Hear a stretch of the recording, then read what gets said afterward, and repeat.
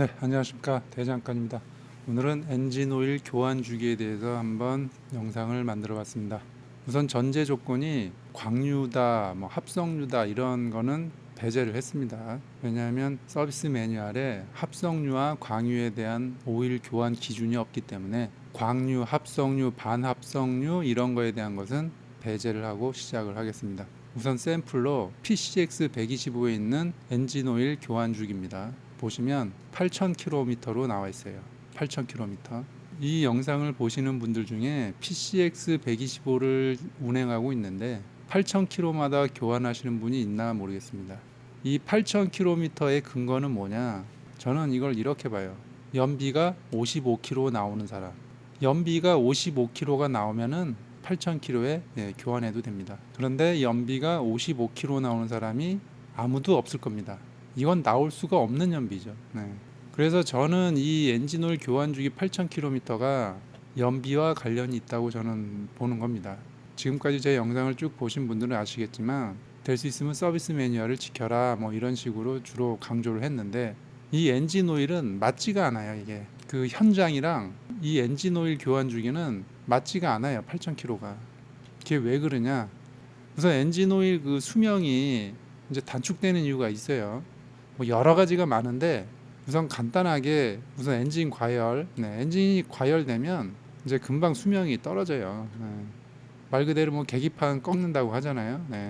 오토바이 계기판 꺾으면 그만큼 엔진 오일 수명이 이제 단축이 되는 거예요. 그 다음에 이제 출발 멈춤. 이게 뭐냐면 가다서다를 많이 하는 경우 엔진 오일 수명이 단축이 됩니다. 특히 이제 시내 주행 많이 할 경우에. 그리고 이제 또 뭐가 있느냐? 요거는 이제 삼양에서 새로 나올 오토바이인데 이건 수입할지 안 할지는 모르겠어요. 여기에 이제 바람막이를 보통 많이 달잖아요.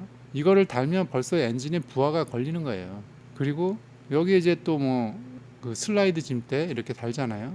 그럼 이 무게가 늘어났잖아요. 그럼 무게가 늘어났으면 또 연비도 줄어드는 거예요. 그리고 여기에다 이제 또 박스를 달잖아요, 이렇게. 근데 여기다가 이제 또 물건도 이제 이렇게 싣잖아요. 그러면 또 연비 줄어드는 거예요. 그러니까 연비가 줄어든다는 거는 뭐냐 하면은 이 엔진에 부하가 그만큼 많이 가해지고 있다는 겁니다. 그래서 이 55km가 나올 수가 없다는 거예요, 조건이. 그러니까 여기 이제 바람막이도 이제 크면 클수록 연비가 안 나오고 무게가 무거울수록 안 나오고 그리고 가다서다도 반복이 많이 되고 그러니 엔진 오일 수명이 짧아질 수밖에 없는 거죠. 이제 단적인 예로 총 운행 거리가 이제 그 엔진 오일 기준으로 8,000km를 탔다고 가정을 했을 때 하루 출발 멈춤을 100회를 한 차량과 출발 멈춤을 1000회 한 차량, 이게 엔진 오일이 이제 오픈을 하면 이게 어떻게 보일 것 같아요. 이게 이쪽은 거의 맛이 가 있을 거예요. 그리고 브레이크 오일도 마찬가지고 10배로 브레이크를 많이 잡았기 때문에 브레이크 오일도 오염이 이쪽이 심하겠죠. 브레이크 패드도 마찬가지고 디스크 판넬도 마찬가지고 저번에도 얘기했듯이 클러치 슈도 이쪽에 마모가 10배 이상 많이 돼 있겠죠. 각종 소모품은 말할 것도 없고 엔진 마모율도 그렇고 가다서다를 얼마나 많이 하느냐에 따라서 수명이 이제 확 줄어든다는 얘기를 하는 거예요. 그래서 이제 그 자동차에 있는 거를 비교를 해서 오토바이에 좀 비교를 해보면 이건 이제 자동차 기준이에요. 오토바이는 좀 기준이 없더라고요. 자동차 기준으로 보통 그 표준이 7,500에서 10,000마일로 돼 있어요. 그런데 극심하게 타는 경우 반토막이 나 있죠. 여기 7,500에서 3,000. 그리고 보통 타는 게 그냥 한 5,000 정도. 요거를 이제 PCX에다가 대비를 해보면 저는 요렇게 생각을 하는 거예요. 뭐냐면 연비 55km에 8,000km는 사실 없는 연비죠. 이거는 있을 수가 없는 연비이기 때문에 얘를 제외를 했어요. 제가 여기서. 그런데 본인이 55km가 나온다, 연비가 55km가 나오면은 아까 얘기했듯이 8,000km 교환하세요. 연비가 55km 나오면. 근데 대개는 안 나올 거예요. 아마 나올 수가 없죠. 조건이 그 가다서다 반복도 안 하고 60km만 쭉 달리다가 쓰면 잘하면 55가 나올 수도 있어요.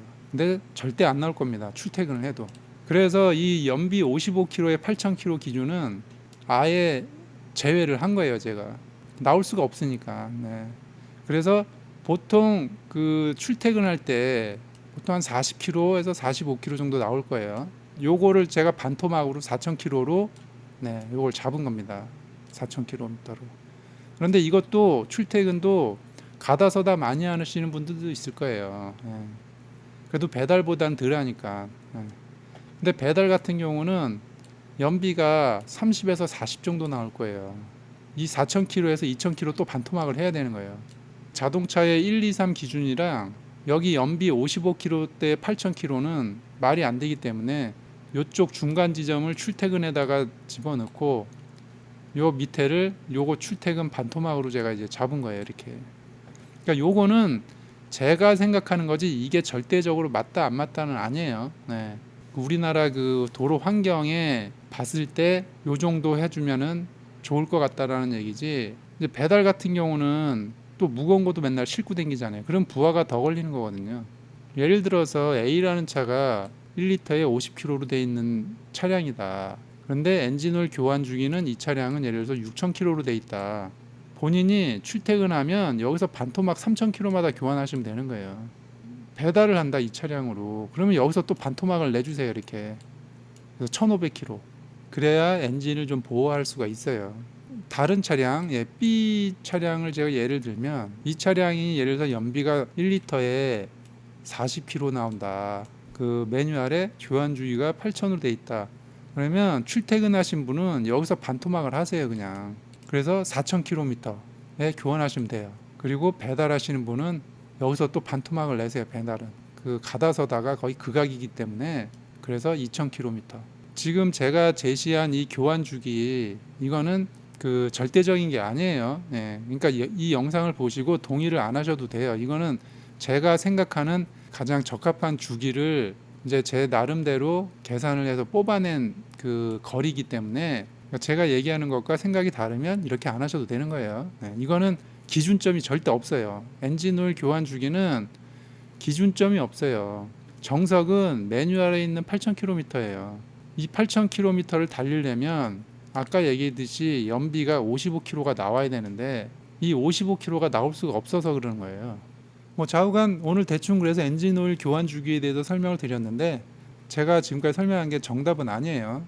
그렇기 때문에 엔진오일 교환 주기가 좀 애매해서 잘 모르겠다 하시는 분들 참고하라고 만든 영상이기 때문에 요거대로 꼭 안 하셔도 됩니다.